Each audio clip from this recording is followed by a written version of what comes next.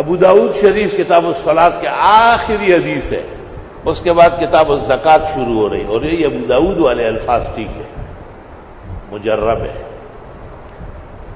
ایک شخص نے شکوہ کیا کہ ہموم و دیون، بہت قرضے ہیں اور غم پریشانیاں ہیں۔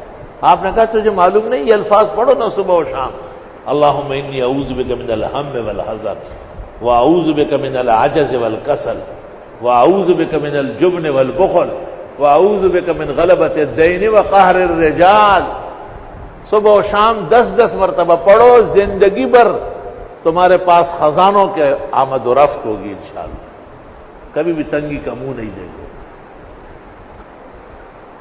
فجر کی نماز پڑھ کر اسی ہیئت پر سورۃ شورى کی آیت نمبر 19، اللہ لطیف بعبادہ یرزق من یشاء وهو القوی العزیز، کبھی بھی ناغہ نہ کرنا، دائیں ہاتھ کے پوروں سے 70 مرتبہ پڑھنا، اللہ تعالیٰ تنگی کبھی بھی نہیں دکھائے گا۔